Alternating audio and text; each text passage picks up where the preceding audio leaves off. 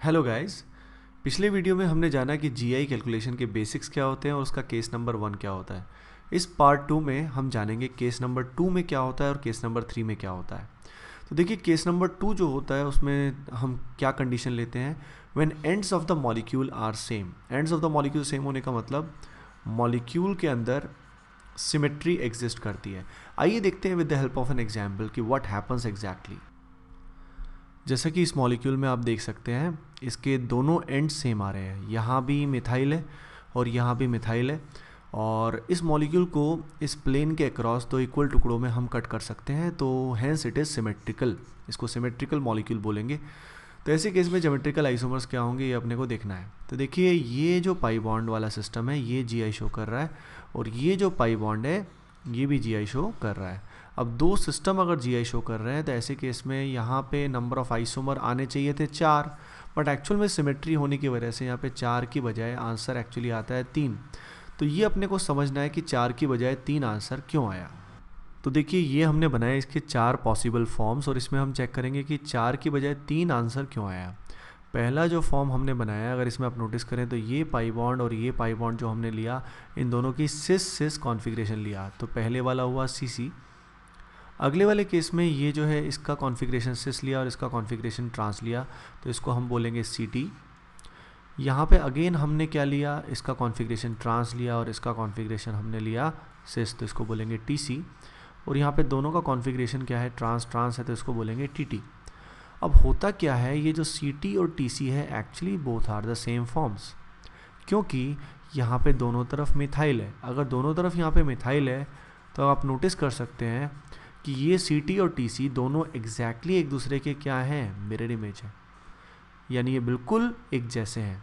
तो C T और T सी के सेम होने की वजह से यहाँ पे नंबर ऑफ आइसोमर 4 की बजाय क्या आएंगे, 3 आएंगे। यानी एक आइसोमर ये आएगा, सी टी और टी सी में से किसी एक को आप काउंट करेंगे और यहाँ पे एक आप लेंगे टी टी को। तो इस तरीके से 3 आइसोमर यहाँ पे बन जाएंगे। एक बात को आप यहाँ पे नोटिस कर सकते हैं, अगर ये एंड्स अलग होते, मान लीजिए यहाँ मिथाइल और यहाँ इथाइल होता, तो ऐसे केस में ये मिरर इमेज नहीं आ पाते, ये सेम नहीं हो पाते। तो इसलिए इस केस में एंड्स मस्ट बी सेम। अभी तक हमने इसमें कोई फार्मूला नहीं देखा, लेकिन इसमें भी एक फार्मूला होता है जो आपको अगर आता है तो it will help you.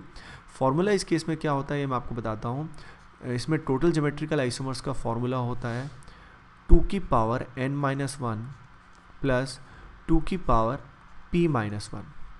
n यहाँ पे है number of system showing GI, जैसे इस केस में n की वैल्यू कितनी है, 2। Here n is equal to 2।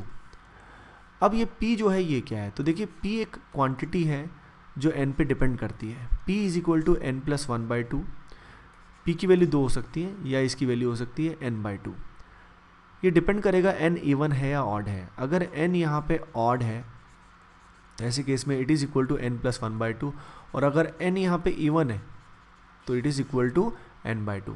क्योंकि अगर n की वैल्यू ऑड है तो ऑड वैल्यू को हम 1 से ऐड करके 2 से डिवाइड कर सकते हैं, लेकिन अगर वो इवन है तो सीधा वो 2 से डिविजिबल होगा।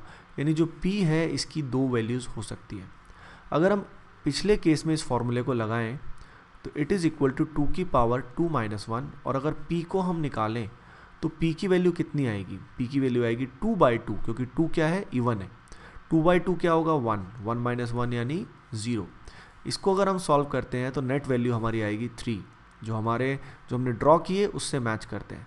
बाकी मैं रिकमेंड करूंगा कि ड्रॉ करना सबसे बेस्ट तरीका होता है, फार्मूला बेस्ड अप्रोच उतनी सक्सेसफुल नहीं होती। जब अच्छे क्वेश्चंस आते हैं तो फार्मूले कई बार फेल भी हो जाते हैं, तो इसलिए आपको थोड़ा ध्यान रखना है। आइए करते हैं इसके बेसिस पे एक और क्वेश्चन। अब इस क्वेश्चन में सबसे पहले आप पॉज कीजिए और आइडेंटिफाई कीजिए कौन कौन से सिस्टम जीआई शो कर रहे हैं। अब आपने आई होप देख लिया होगा, तो ये सिस्टम, ये पाई बॉन्ड वाला सिस्टम और ये 3 सिस्टम जीआई शो कर रहे हैं। जैसे कि आप देख सकते हैं यहाँ भी मिथाइल है और यहाँ भी मिथाइल है, तो ये फार्मूला हम अप्लाई कर सकते हैं।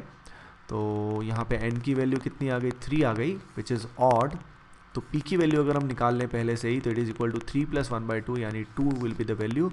तो फार्मूला में अगर इसको पुट करें तो 2 की पावर 3-1 प्लस 2 की पावर p-1, यानी इस केस में जो नेट वैल्यू आएगी it will be equal to 6।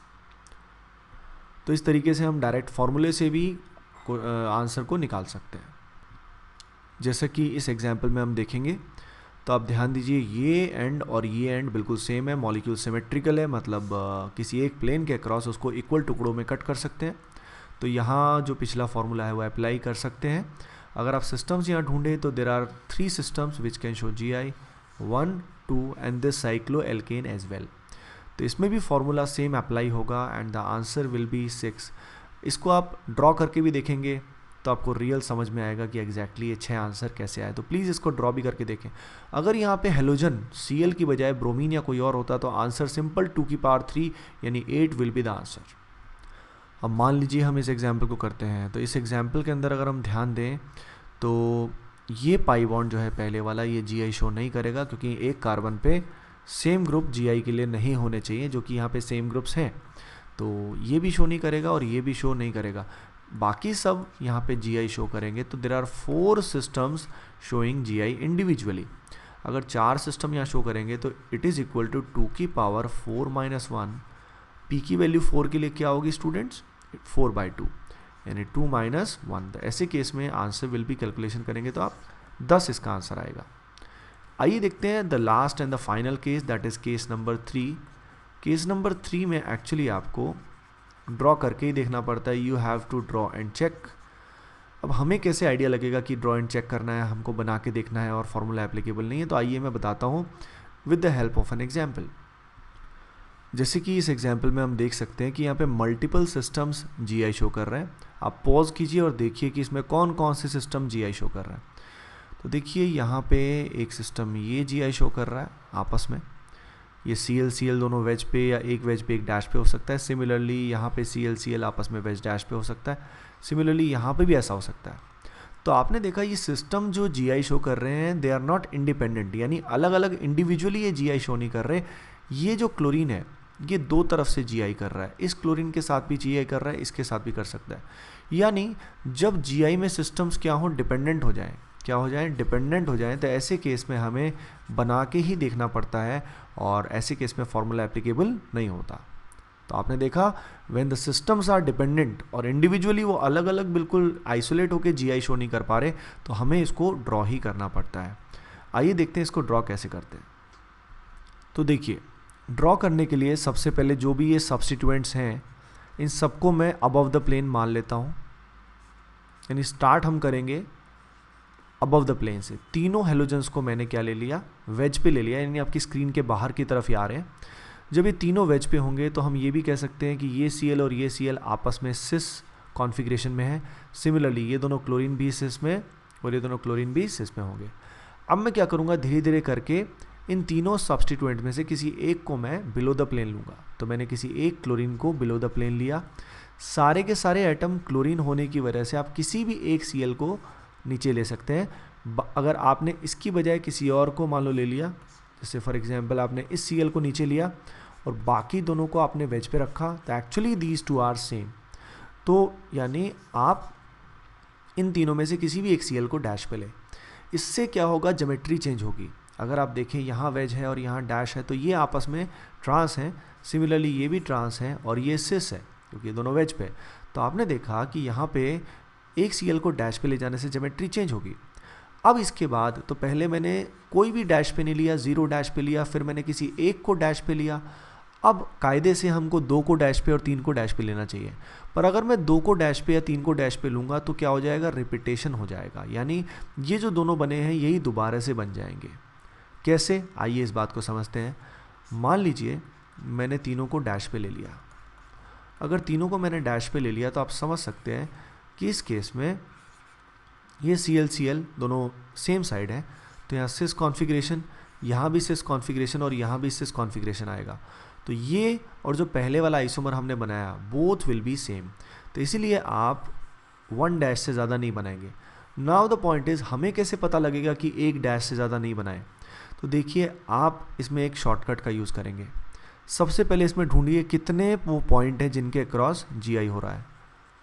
तो आपने देखा ऐसे 3 पॉइंट्स हैं, 1 2 3। तो 3 वैल्यू आएगी। वो जो वैल्यू आएगी जिन पॉइंट्स ने के अबाउट GI हुआ उसको आप 2 से डिवाइड करें।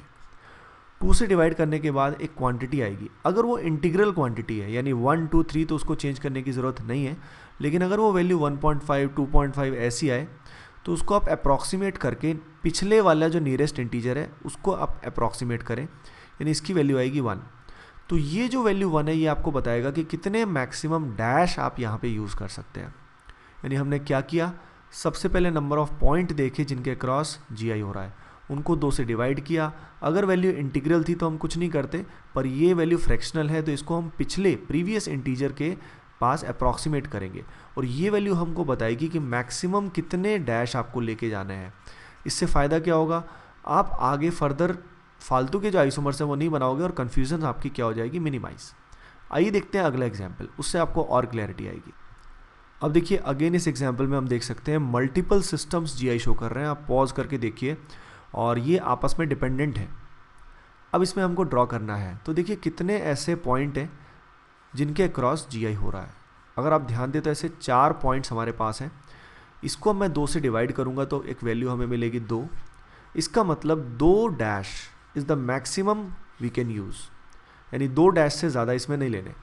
तो आइए ड्रॉ करना शुरू करते हैं। सबसे पहले हम ड्रॉ करेंगे, सभी को हम वेज पे ले लेते हैं। जितने भी ये सब्स्टिट्यूएंट्स हैं, मिथाइल ग्रुप्स हैं, इन सबको मैंने अबव द प्लेन यानी आपकी स्क्रीन से बाहर ये निकल रहे हैं, ये हमने ले लिया। अब हम क्या करते हैं, किसी एक को डैश पे ले लेते हैं। लेटस से हमने किसी भी एक को, अब सारे के सारे सब्स्टिट्यूएंट सेम होने की वजह से किसी भी एक को आप डैश पे ले सकते हैं। मतलब वो सारे के सारी एक ही बात होगी, इसको ले या इसको ले या इसको ले या इसको ले, एक ही बात है। अब 1 डैश से आप बनाएंगे 2 डैश। अब 2 डैश पे अगर आप लेंगे तो उसमें पॉसिबिलिटी 2 आ सकती है, या तो वो दोनों सब्स्टिट्यूएंट एडजेसेंट वाले हो सकते हैं या वो दोनों सब्स्टिट्यूएंट ऑल्टरनेट वाले हो सकते हैं, इस तरीके से हो सकते हैं। तो ये दोनों सेम नहीं है, ध्यान देना, क्योंकि यहाँ पे अगर आप ध्यान दें तो ये सिस है, ये ट्रांस है, ये सिस है, ये ट्रांस है। और अगर आप यहाँ पे ध्यान दें तो सारे के सारे आपस में ट्रांस हैं, तो they can not be same. इस तरीके से हम ड्रॉ करते हैं। तो गर्ल्स एंड बॉयज़, हमने आज देखा कि GI कैलकुलेशन कैसे करते हैं। हमने केस देखा, पहला केस हम ऑलरेडी देख चुके हैं जिसमें ends of the molecule were different, तब फॉर्मूला आया था 2 की पावर n। इसमें हमने देखा जब यहाँ पे एंड सेम हो गए तो फॉर्मूला है 2 की पावर n-1 प्लस 2 की पावर p-1। इसको कैसे अप्लाई करते हैं हमने देखा। फिर हमने जाना कि भाई ड्रॉ एंड चेक कैसे किया जाता है। इसमें और भी अच्छे अच्छे एग्जाम्पल्स होते हैं, तो प्लीज़ आप उनको ट्राई कर सकते हैं। जैसे ये पर्टिकुलर एग्जाम्पल है, इसको आप घर पे ट्राई कीजिए। और जैसे कि आप देख सकते हैं कि इसमें कितने पॉइंट्स हैं जिनके अक्रॉस GI हो रहा है।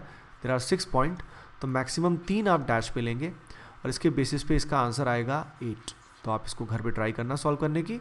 इसके अलावा सिमिलरली आप इस क्वेश्चन को भी कर सकते हैं। इस क्वेश्चन में आप सोच सकते हैं कितने मैक्सिमम डैश आएंगे, वो सोचिए, और इसका जो फाइनल आंसर आएगा दैट विल बी 4। तो आप प्लीज़ उसको चेक कर लीजिएगा। Okay guys, thanks for watching the video. Please do share, like and subscribe. Thank you.